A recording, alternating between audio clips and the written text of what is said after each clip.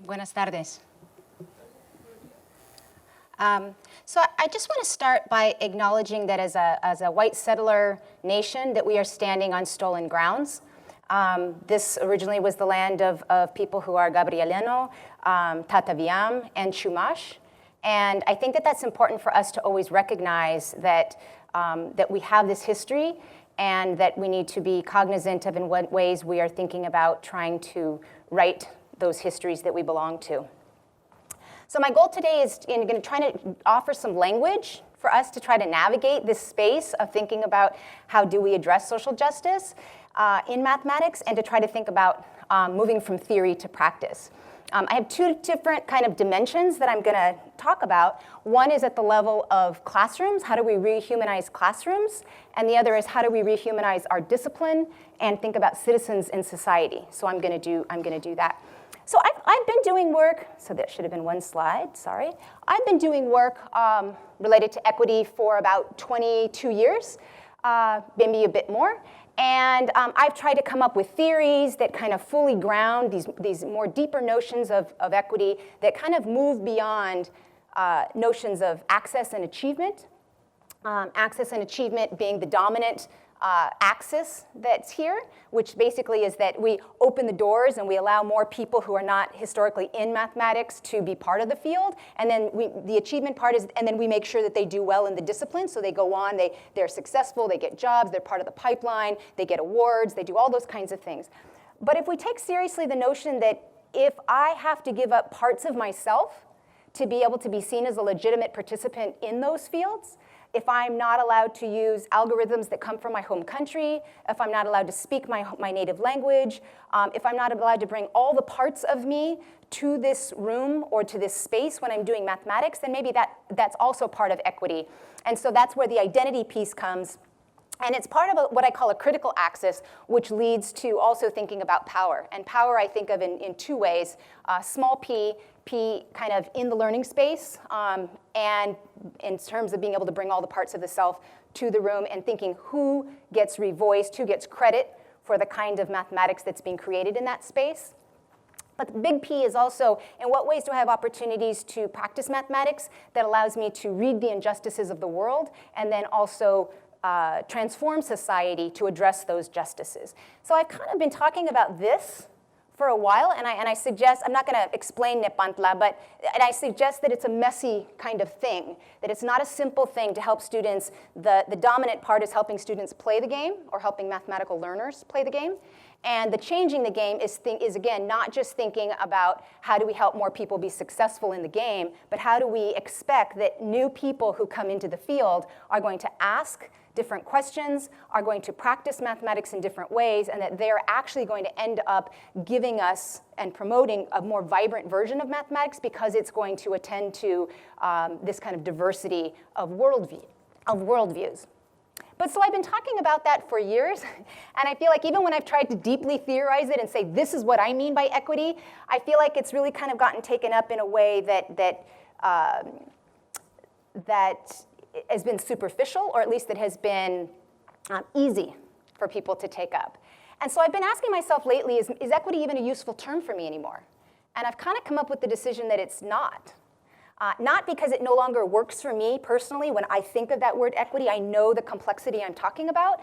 But equity is this word that has been used so often now.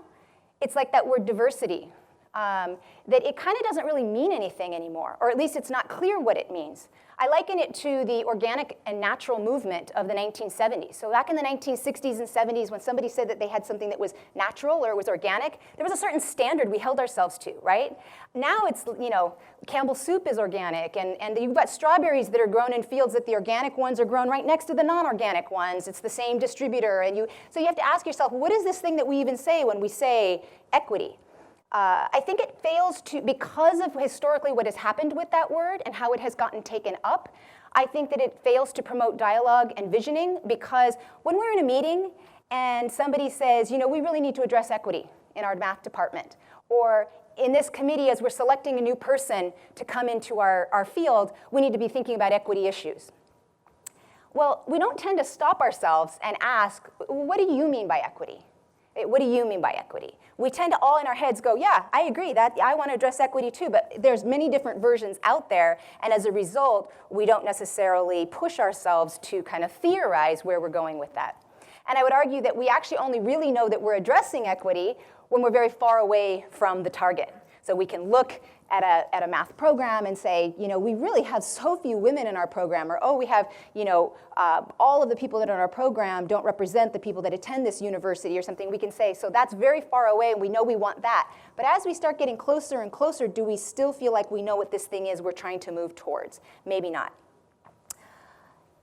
And so I've said for myself, and again, this always comes down to like, when does language fail to help me think about complex problems? That word equity wasn't really helping me so much, and I felt like I needed a new word. And so lately I've been talking about rehumanizing mathematics. So I'm at level 1. We're going to talk about rehumanizing classrooms. And I need to first start with, if I'm saying rehumanizing, there's already kind of an assumption that there's something that's dehumanizing, right? So let's start with that dehumanizing. You may feel like dehumanizing sounds like that really strong word, right? Dehumanizing, it's keeping you from being human, right? But actually, if we think about this from a more complex way, and we think, well, when we say that word violence, we often think violence is this, you know, kind of, it hits you, it's this really acute act. But if we think about slow violence, we could think about things that we're repeatedly required to succumb to, or that are done to us, or that we're participating in. And we might call those microaggressions, but I think sometimes to talk about them as microaggressions maybe misses what mathematicians would be acknowledging, because they might feel like microaggressions are the stuff that other fields talk about and do. And so if we think about the fact that mathematics is a compulsory subject, you must take it for this many years, that it's required, that we hold it up as the standard of intelligence in society. So even if you don't think of yourself as wanting to go into it as a career, that there's implications for whether you think of yourself as mathematical or not that continue on long into your adulthood. And we think about the ways in which mathematics often asks us to kind of leave parts of ourselves outside of the learning space, or maybe even the research space while we're doing it. You can see that maybe there's some parts of this that could feel like over 12 years of compulsory schooling, and then maybe through all the way through graduate school, there may be parts that could be felt like it's dehumanizing.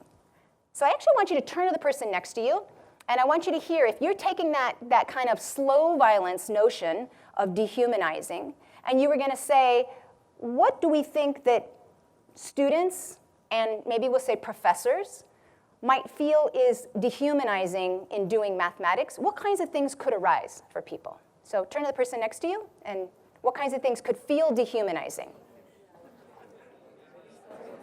Okay, what are some things that people might be willing to share? I saw a lot of, what I loved is that I saw a lot of body gestures, right? So there was a lot of this, like, you know, when people were speaking to each other. So there was at least some clear emotion and some connection with things. And maybe it wasn't you, maybe it was you were thinking about the things your students say. But is anybody willing to share something that they felt like could fall in that categorization of feeling dehumanizing when you're doing mathematics? Yes. So I was recalling a moment of,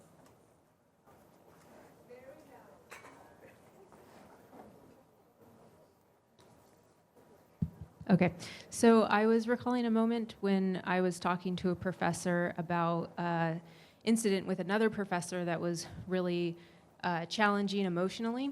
And it was an experience where I was like, you know, this happened to me, and he really had no way to respond other than he shouldn't have done that. And then after all of this, and there's tears and everything involved, he said to me, well, I hope the next time we meet, we can talk about the math. And I think that is just an example of the way that often mathematicians are trying to say, we don't need to worry about us and the messy emotions that we bring. The math is clean and easy, and if we can talk about the math, we don't need to worry about the rest of that stuff. Yeah, thank you. Are there things that people thought can feel that way?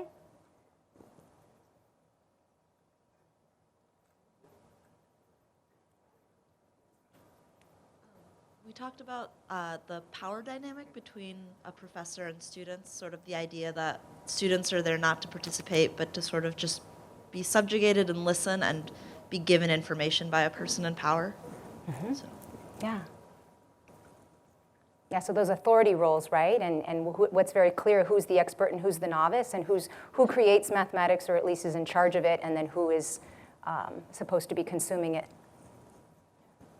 Hi, I think, well, as a woman, also whenever you see like this theorem was made by such and such last names, and I think people always tend to assume those last names correspond to male mathematicians. And I remember one time in algebra class by a female professor, she said, well, this theorem is due to Aminether. And I was like, wow, it's a good thing you mentioned because I feel like represented. And so often we just, forget who, like, that people are doing these theorems, but also that especially women are also doing these theorems. Mm-hmm. Yeah. Thank you. Yeah.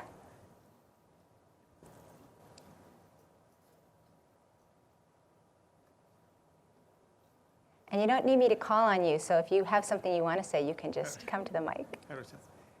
I talk to students a lot. They math education students, they were taking an analysis class which is required for math education.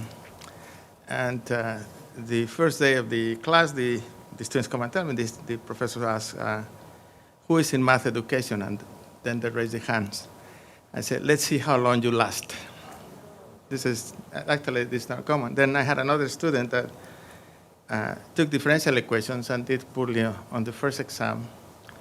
And the professor, which I know well, kept telling me, great that you're bringing minority students. And then he called him to his office, put the university catalog of courses and said, what courses of this are you taking? This. I said, no. I said, what are you doing here? That student was the best grade in the final. It's a student of Peruvian descent that was as determined. And he didn't tell me that until the day he got his PhD, which was 3 years later. Wow. Yeah. And let's make this the last one. So in our group, we were talking about code switching and how there's something in mathematics that makes it feel a little different of having an identity as a mathematician and as you as a person, and how sometimes the mathematician part feels very inauthentic to who you are in your personal life. And Yeah. Yeah, so that kind of relates to that, like leaving parts of you outside of the mathematics, right? And when I've asked, so I've been going around the country and talking to people about this, and I've been asking, K-12 students, I've been asking K-12 teachers, I've been asking mathematicians, what kinds of ideas arise when these kinds of, when you think of that word dehumanizing, and we get this, the kinds of things that are being brought up here. We also get the professor who's at the board and who's working out a problem and then kind of just stops midway and says, and the rest is obvious. Or, and the rest is just algebra, right? And that makes other people feel like, but wait, we have to do that work, right? Like that's still required of us to finish the problem. And so I think the thing that's been most striking to me is that when I've done this with people and I've kind of asked them, what are some of the things that come up, many of the things that feel like they're dehumanizing for students while they're learning mathematics can also be the things that feel like they're dehumanizing for those who are teaching mathematics, and not just at the K-12 level, but also at the university level. So this notion that we're measuring and categorizing bodies, for students, this feels like it's tracking, right? It may feel like which calculus course you're in as a freshman. And then when we think of the parallel version of that, we can say, well, in what ways are professors being assigned to particular courses? And in what way are those people being positioned in the math department depending on who are the people that they're teaching, or what level mathematics that they're teaching, and in what way are we categorizing and measuring bodies in that way? We could think about each one of these as we go down the list and talk about the fact that evaluation, for example, that doesn't honor complexity could be, what are the things that a math student or a math learner is feeling like they are getting out of the class, or that they are gaining and growing, but that's not captured by the grade. And same thing with, I think, math professors. You may feel like you've been able to move a student, from here all the way over here, and that somehow doesn't look like it's very effective if that person that moves all the way here gets the C in the class. When you have colleagues who may have people who are right here and they move them that much further and get a B.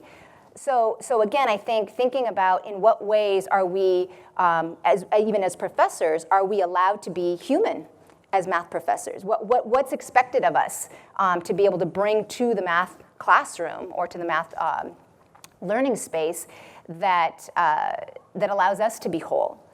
And in that same way, in what way are we expected to everyone have the same exam so that that feels like it's addressing equity, it's being fair, everybody has the same access to the same information, and everyone's in some ways being expected to be on the same page, then in what way does that strip professors of being able to have their own autonomy on the things that they teach and being able to communicate it in ways that might speak to students based on who those students are? And I'm going to come back to the one about rule following instead of rule breaking, because I think it's something that's pretty important. But I think another piece of it is this idea that somehow mathematics is separate from politics and from values and from ethics. Students often have told me that they feel like in math classroom, all you really need is a brain and some kind of a stylus.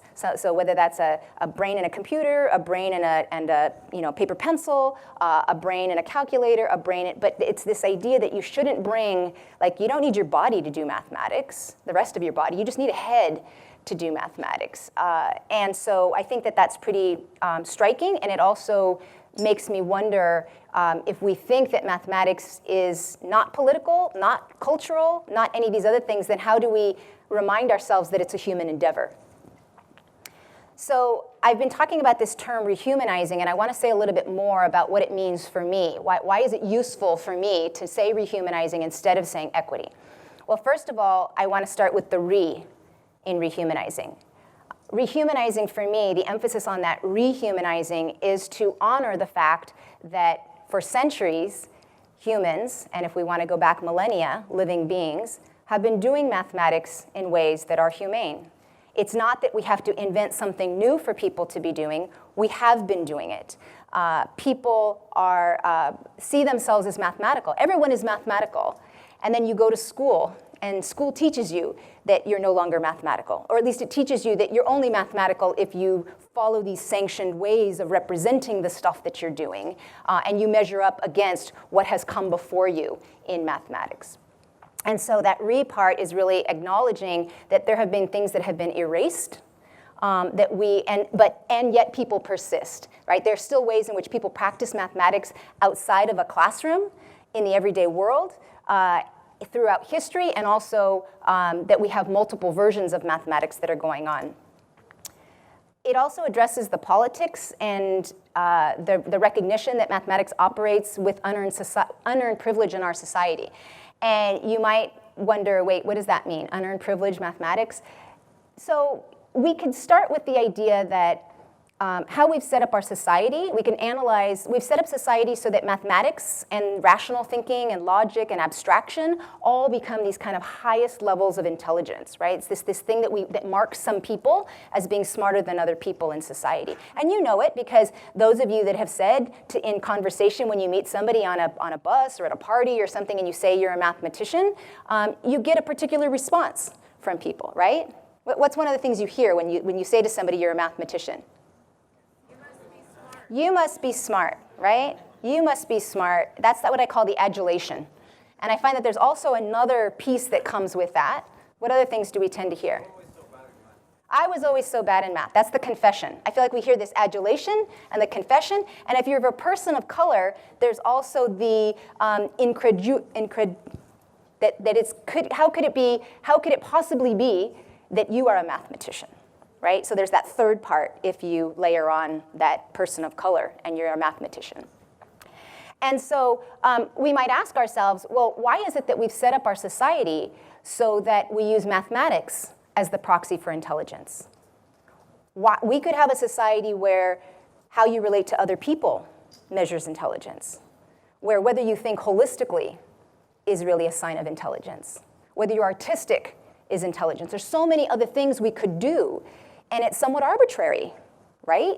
That we use mathematics as the thing that makes somebody intelligent, that doing well in mathematics is something that makes people intelligent. And then we perpetuate that myth, not we personally, it gets perpetuated that there are some people who are just naturally good at mathematics and some people who are not naturally good at mathematics. And if you're one of those people who's not naturally good at mathematics, then it's okay to say things like, I was never good at mathematics. But people aren't walking around society worried about things like in other subjects.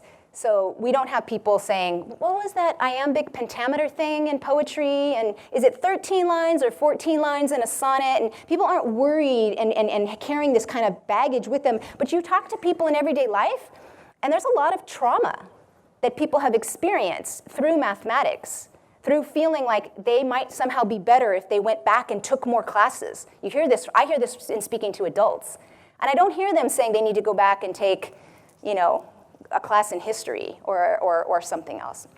So it acknowledges that mathematics is operating with this unearned privilege in society in the same way that whiteness operates with unearned privilege. In other words, we use whiteness as this measure by which we judge other people, and it becomes the normal, it becomes the standard, and we do the same thing with mathematics. We, in the comic that I sometimes use as well, that Lily brought up about the purity of the disciplines, right? And the mathematicians at the far end, and is saying, oh, I didn't see all you people down there. It's because math is the kind of, that's the standard by which we're judging all these other, how far away are you from this thing, right? And I would argue that it's also cannot be decoupled from this white supremacist capitalist patriarchy society, this white settler society that we live in. Because mathematics is a human endeavor, that means mathematics also is rife with power and identity issues that come with those people who practice it. We can't separate those two things. So rehumanizing also recognizes that sometimes in the literature, in critical mathematics or in even like critical ethnic studies, we get this emphasis on deconstructing and critiquing what's happening around us. And that is a really important tool, right? Being able to think about how do we make sense of the world that's around us, and how do we not just accept the world that's around us as the only way we could be operating, but that we're reimagining other ways to be, but we first have to kind of start with that critique, that deconstruction. But then rehumanizing mathematics says we don't just stop with identifying how is mathematics potentially connected to things like wealth and dominance and compliance. So there's people out there like Cathy O'Neill, who's written Weapons of Math Destruction. There's Chaos Monkeys is another book that was written that kind of talks about the role of mathematics and algorithms in particular that can end up having very dehumanizing effects in society. And so there's this work that's out there that's talking about that, but then I think we need to ask ourselves, okay, so if we know that this is the awful stuff we don't want to keep doing, how does that help us think about, well, so then what do we want to be doing, right? And that for me is the rehumanizing part too, is that it's recognizing that it's coupling now with belonging and with joy and with healing and with connection that's different than just critiquing what we don't like when we see things about mathematics that could feel dehumanizing. And I say that rehumanizing is a verb, or that this concept of rehumanizing is a verb, and that it's action-oriented. So we're not trying to move towards a rehumanized mathematics, as if there is an endpoint. We are saying that we are going to be, that this action requires constant vigilance, that it's going to require constant reframing and new iterations of what this thing is, and that by virtue of that, it's also going to mean that it seeks evidence from the populations that we say we're trying to rehumanize mathematics for, that they actually feel that feels rehumanizing.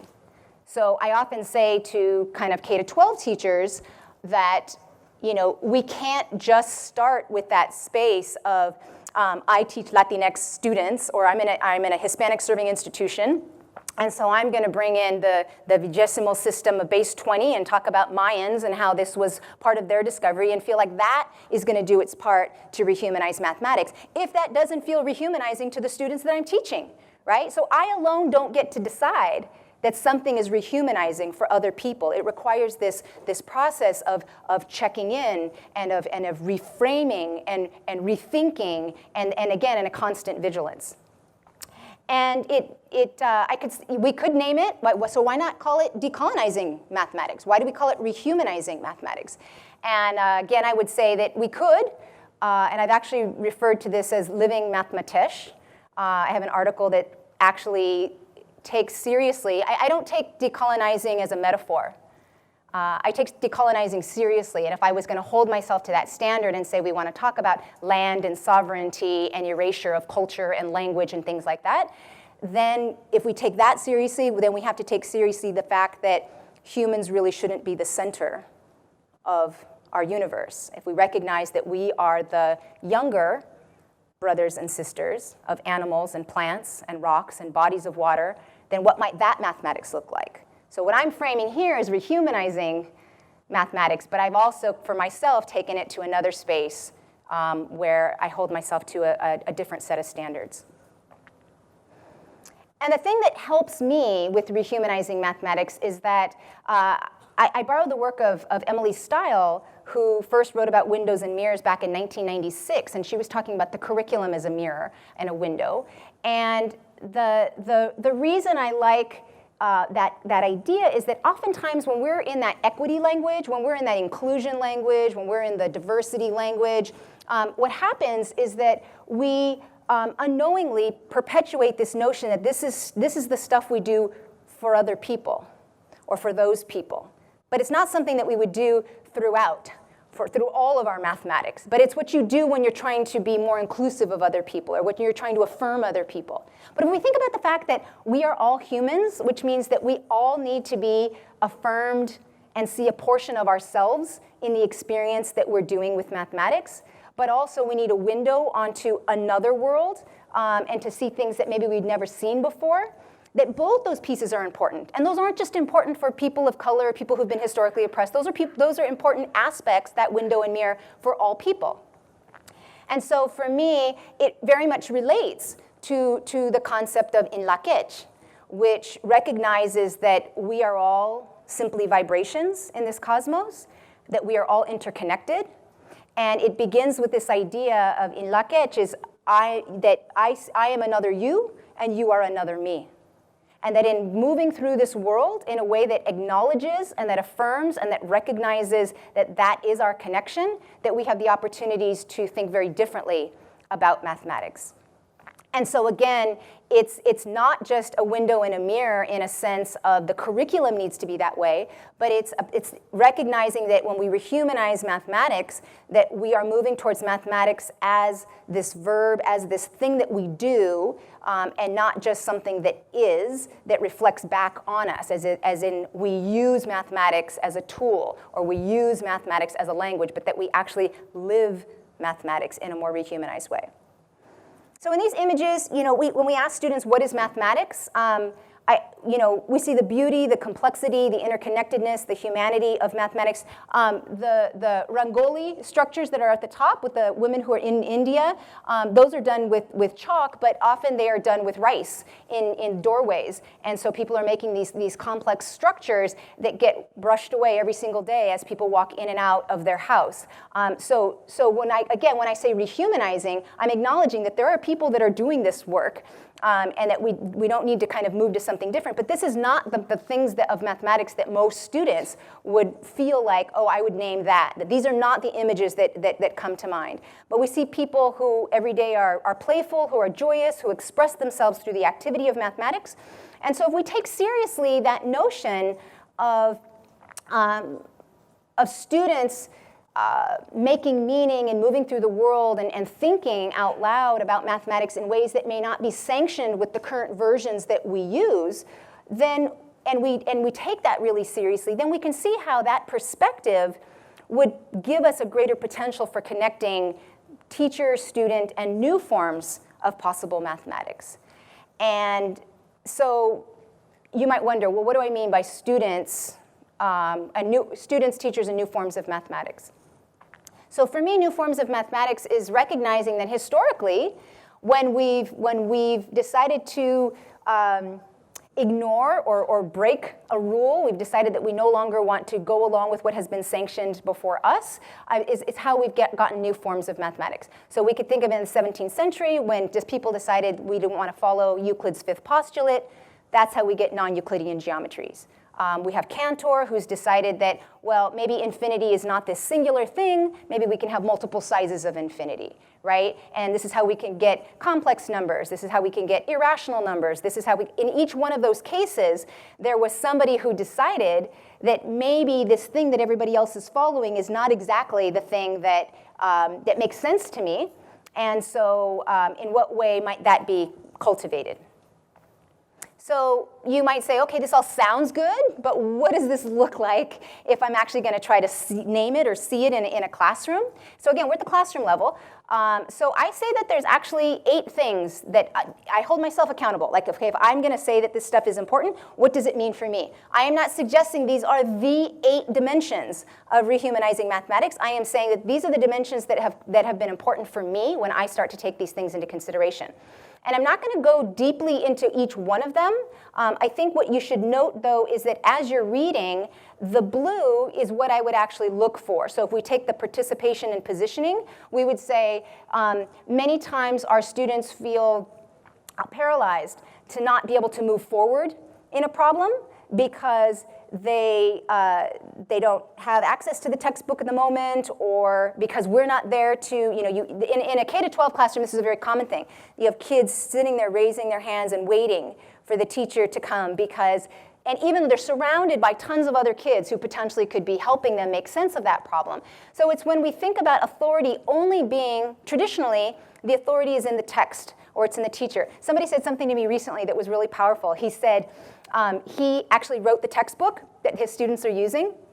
And so somebody had come to him in office hours, and the student had said to him, well, the text says, and he was going on and about this thing, and he kept going back to, well, the text says, and he said, okay, so first of all, well, he was thinking in his head, like, well, that's me. I'm the one who wrote the book. So, like, it's not this, kind of, sterile entity somewhere over there. I actually wrote it. And also, what do you think? But I thought that was kind of interesting that even the student couldn't acknowledge this very person I know and wrote the text, and I still don't see it as this person said.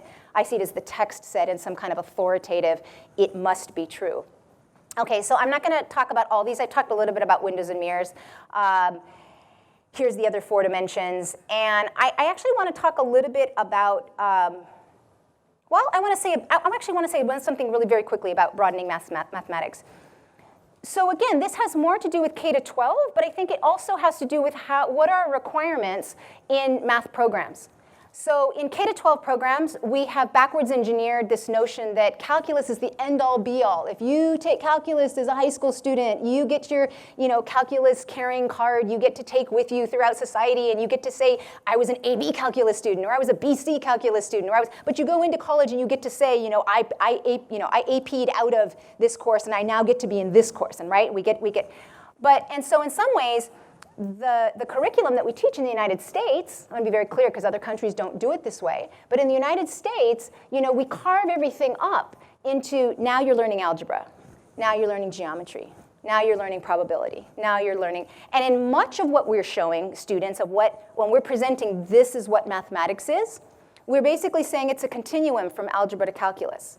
And that's a particular version, that's somewhat arbitrary, that we've chosen that to be mathematics to represent to students. We can imagine other forms of mathematics that we would use to present to students, this is mathematics. Why aren't we doing topology with high school students? Why aren't we doing graph theory? Why aren't we doing combinatorics through card tricks? Why aren't we doing knot theory? I mean, there's so many other things that we could be doing. Why aren't people learning to work in other bases? There's so many other things that we could be doing, and that could also kind of really emphasize that spatial reasoning portion that moves away from a purely algebraic emphasis. And we can ask ourselves in our math programs, how do our mathematics programs, what we require of math majors, in what way is that also potentially arbitrary? In other words, why do we decide that these are the courses that people need to take as opposed to these other courses, right? So I'm going to talk about 2 of them. I want to talk about creation and body and emotions, only because I think they're the harder ones for people to imagine. Like, what would this actually look like? So in creation, I think that, again, if we go back to this idea that somebody could say, well, maybe all lines aren't straight, or maybe, there's, I can imagine a triangle where it adds up, the interior angles add up to more than 180 degrees, and we might say that that student just doesn't understand that right. And we can't imagine that students would create, that those kinds of ideas is actually what leads to creativity in mathematics and may lead to finding new things. So if we take the idea of K to 12, I'll start with K to 12 and then I'll move up. We start the idea of K to 12 and we say to students, you've got these 4 operations. You have addition, subtraction, multiplication, and division, right? And they just learn them. They learn these are the things, those are your tools, move on. We're going to build on those tools. But we never really ask them to try to create any new tools or to try to think about how to change those tools, right?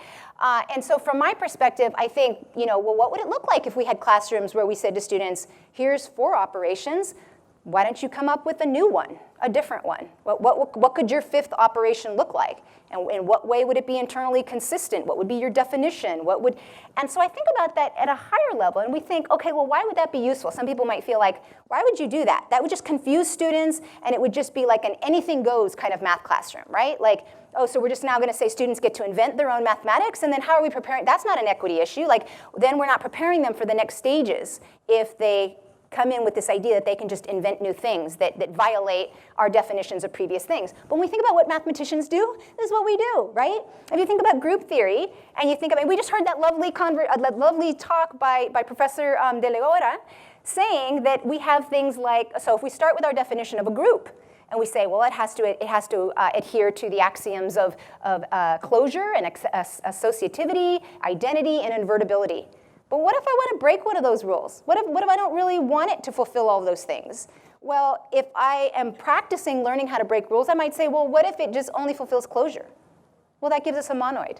What if it fulfills 3 of the 4 but not invertibility? That gives us a quasi-group, right? I didn't know about quasi-groups until recently, but most of you have heard about semi-groups. So again, when we think about the kinds of practices, what happens at least at younger grades, but we have to ask ourselves, is any of that happening at the university level? In what way are we perpetuating this notion that people need to just take this stuff on as truth?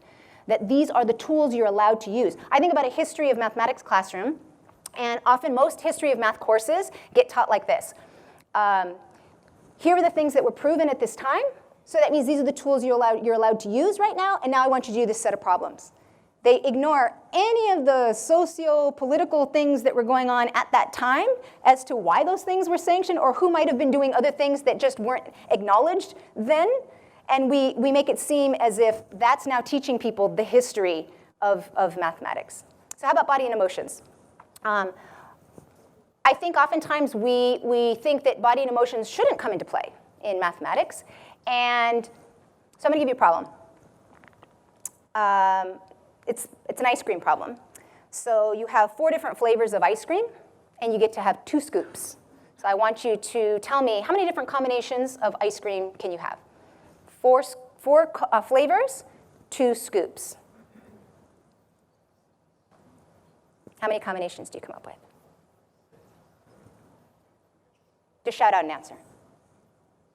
6. Thank you. 6. How did you get 6?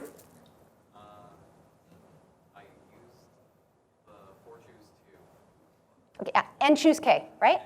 Right? So you went straight to be efficient, get it done, right? N choose K, 6, yes. Can somebody tell me how you can get a different answer? Somebody who didn't get 6, what did you get? If you really like chocolate, you can get 2 scoops of chocolate. Okay. So then you get 16, right?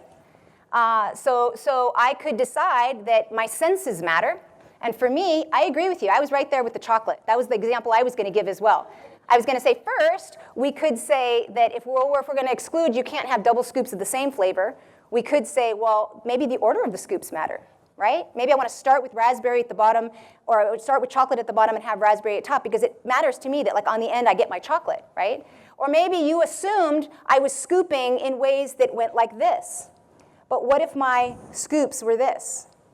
Then is that a different? So again, thinking about the ways at younger grades we can be doing this, but then at more sophisticated levels we might be doing that as well. I'm not going to cover this example, but you can reach out to me if you want to hear more about a high school math teacher in Berkeley who uses students' voices and their singing to understand the notion of derivatives.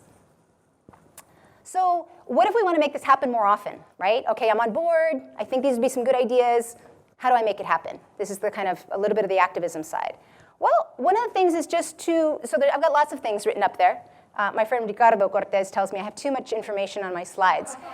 I agree, but I also feel like these days with social media, you can take a picture and then you can always unpack it later. So I think there's a part of me that's like, get as much in as you can because I may never get to talk to you again. The idea of misconceptions is one that I think is really important for us to think about because this happens not just at the K-12 level, but I think this is happening at university classrooms as well. So oftentimes we're thought to prepare our classes by thinking about the misconceptions students may have coming in. So we anticipate misconceptions and we're told that that's actually a good thing to do, that that's going to be addressing potentially equity issues because we wouldn't want students to build on faulty foundations, right? Like we don't want them to leave our classroom and have these bad notions of this thing that doesn't make sense. But if we go back to in la quech and we recognize that there's a part of you and me, that you are partly a me and I am you. It's not I am you, you are me. It's that I see a part of you and me and you are another me and I am another you. That if I recognize that and I start with that idea that students don't have misconceptions, students have conceptions, then it requires of me trying to stand in your shoes to first understand, how does that make sense? How could that make sense to somebody that we wouldn't be working in a Cartesian plane and we wouldn't be in these kind of two-dimensional spaces and that we could have a triangle where the interior angles don't add up to 180 degrees. Maybe it adds up to more than 180 degrees, right? So how could I step in the shoes of another student or one of my colleagues and say, okay, instead of starting with this notion that I'm going to correct your misconception, I'm actually going to listen deeply and think about what insight does this give me, or how could this internally make sense from the perspective that you're talking about it, and then where does it potentially stop making sense? And again, maybe then we generalize to there's a general case that covers this particular instance. And again, I feel like that's what we do as mathematicians, but it's starting with that idea that even small acts, like not thinking that students have misconceptions, and kind of going in with that kind of critiquing of those misconceptions first, but first acknowledging and affirming that there is a part of you and me and a part of me and you. We might also find ways to ask our students themselves, in what way are our classrooms feel dehumanizing to you? Maybe you wouldn't use that word dehumanizing. Maybe you would just say, in what way is this classroom affirming or not affirming of you? Or in what way does this classroom offer opportunities for you to be fully yourself or not? And then find out from them what are the things that matter, and then go do something about it. What if you're kind of, okay, that doesn't feel like it's that difficult. I can do those things. I'm in charge of my own classroom. I can create exit tickets. Give me something that's a little bit harder. So I would say, well, one thing to do is to try to ask yourself, when are you making transparent the culture and the history of mathematics and how that relates to power structures? So every time you hear yourself or somebody else saying mathematics, you should always be asking yourself, whose mathematics? That's a nice exercise to kind of get yourself into. Another thing is that maybe people don't think about the ways that mathematics relates to power, or what kinds of things. You may be in a position because your math professors and your math graduate students, or that people are deferring to you in terms of what kind of mathematics their kids should take or do. And they might ask you, like, is it important for my kid? They might assume that it's important for their kid to have another year of calculus. But you might be able to tell them, but the people that we want to come into our program, we care more about people who can think deeply about ideas. And so maybe your kid taking a research course that would have them to do some mathematics, or maybe you're asked to consult with a school district about what would be important. And so thinking about, when do we perpetuate this idea that the end-all be-all is calculus, and that somehow becomes the measure by which we can identify a good student. So calculus becomes the gatekeeper for universities, that algebra is in the younger grades. So maybe we need to organize some informational sessions for parents and everyday citizens to understand these issues and to try to think about how they would push back. We might actually think about how could we stage some kind of a protest about the ways in which mathematics is not being used to rehumanize our society, and demanding that maybe it's demanding more about the K-12 system than it is about the university system, but asking yourselves, why are we complicit with a system that says we have to cover all this material in this short amount of time, and we don't question what's the quality of the experience? And I think in doing all of this, in thinking about how we educate ourselves, how we educate other people, I come back to Cesar Chavez, who always reminds me that once social change begins, it cannot be reversed. We cannot uneducate the person that has learned to read. We cannot humiliate the person who feels pride. And we cannot oppress the people who are not afraid anymore. And so when we take that into our own hands and we ask ourselves, well, how might this concept of rehumanizing mathematics affect my everyday work? What are some things that I can imagine differently? I want you to turn to the person next to you and talk about that for a couple minutes. Okay, what were some of the things that you thought? How might rehumanizing mathematics? Oh, you were in conversation. I had a hard time stopping that. So how might rehumanizing mathematics affect your everyday work?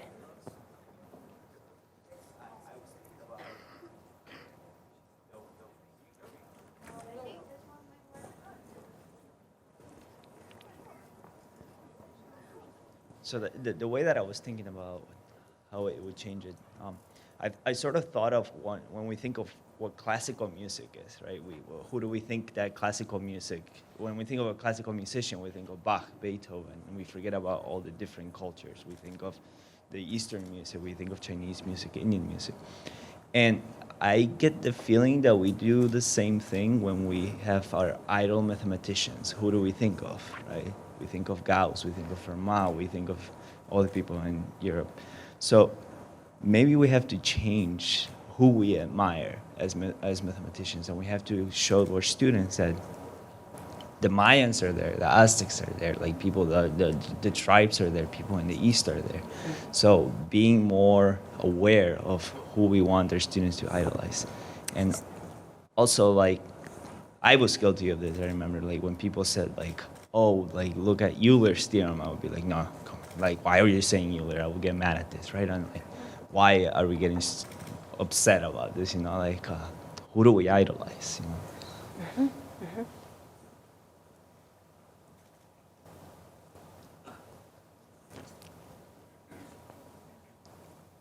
I like the last one. The last one? The last one, last item.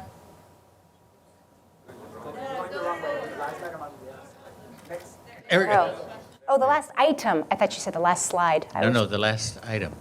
That we as faculty need to think of a classroom as a way of engaging students.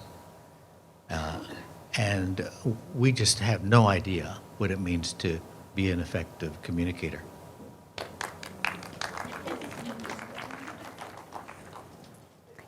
Okay. We started a couple minutes late, right? Okay. We were also talking about assessment and this idea that we have in mathematics that things are either right or wrong, and thinking about how much anxiety that produces in students, and then so just thinking of ways of changing assessment. That depends on the size of the classroom, and it might also mean that we're going to be working more, but yeah, we said that we really, as students, appreciate it whenever the professor or the instructor would encourage us to explain our train of thought and not just solve the problem.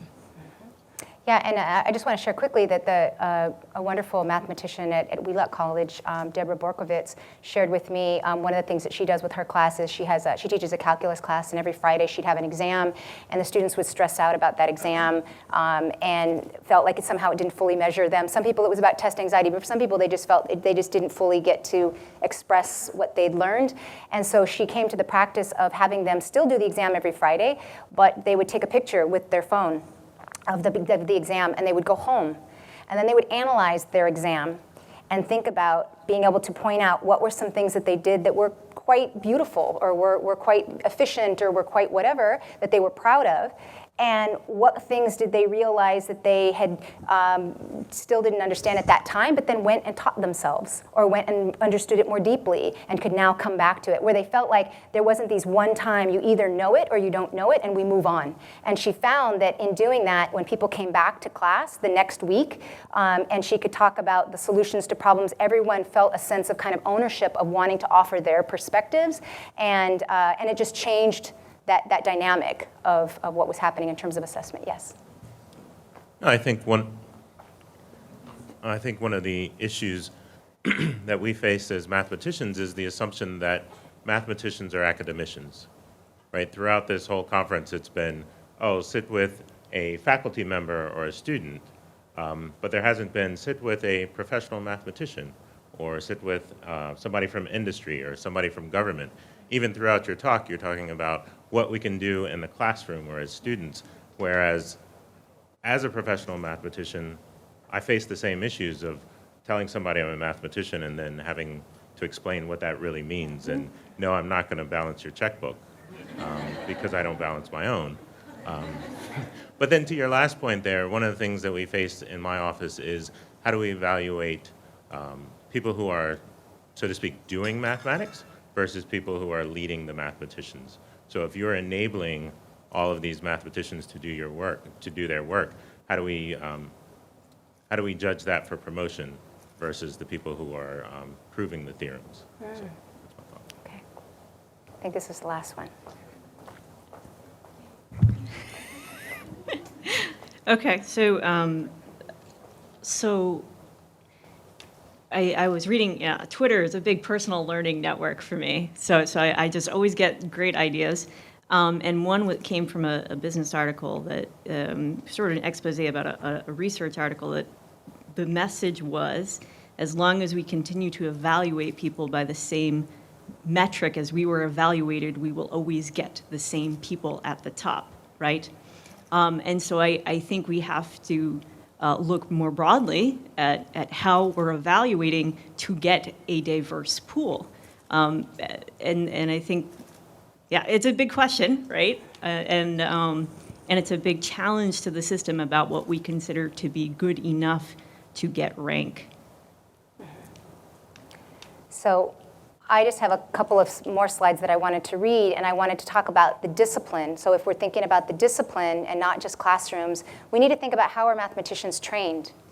The only part I want you to really pay attention to is the part that's in blue. I mean, certainly you can read the whole thing, but it's this idea that we create there's this myth of an apolitical, benevolent science that prevails, and that the end product of the training with these very technical, isolated things isolated from social and economic context, is that we get a training of a narrow specialist, one taught to perform scientific miracles without considering their political implications. And the part I don't have in blue, but I feel like it should be in blue, is it's a reliable tool of the power structure. That this training creates an ingrained sense of elitism. And we could think about the ways in which when students are taught, regardless of what level we're talking about, when you are taught something that feels like it's an arbitrary rule or a tool that you're supposed to use and it doesn't make sense to you, in some ways that's the training ground for making sure that we have a compliant society. Because when you learn how to follow rules that feel arbitrary to you and you don't know how to question those, you can be expected to be in a particular place in society. And so I want to leave us with some questions about thinking about what is our role as mathematicians, thinking maybe about if we recognize antisocial elements of math, then how are those affecting our relationships with each other on this planet? What is it that everyday citizens, what ways can we help everyday citizens deconstruct that relationship between mathematics and dominance and compliance and make people more aware? This is the last quote. So back in 1973, almost 50 years ago, there was a group that was called Scientists and Engineers for Social and Political Action. That's CESPA. It later turned into the Science for the People that operated until the late 80s and then died out. It started up again just this year. This year we had a conference in Ann Arbor, Michigan, And there's a number of working groups, and there's probably a chapter that is getting started somewhere near you, so be on the lookout for that. But I think that the question we have to ask us is, if we're thinking about a mathematics for the people and by the people, then we need to recognize that political nature. We need to make sure that it has access for all people. We need to make sure that there is knowledge for movements with social change. And whereas in previously, I feel like much of the work that we have done feels like it's humans in the service of mathematics, I'm asking us to think radically and reimagine what might it be for a mathematics in the service of humans. And I don't mean that we have a mathematics in the service of humans that suggests that all mathematics needs to be applied. I do mean that if we think of mathematics as the search and science and affirmation of patterns for problem solving and for joy, then we can imagine how somebody operating in 8-dimensional space is mathematics in the service of humans. And if we agree that these are the kinds of things that we might need to do, we can ask ourselves, what are we prepared to do in these different spaces? And I come back to Dolores Huerta, who is a longtime role model for me, a friend of my mom, and used to always say, don't be a marshmallow, get off the sidewalk and walk the street with us and be part of history. And so I ask us, whose mathematics? Our mathematics. Whose mathematics? Our mathematics. Whose mathematics? Our mathematics. Adelante.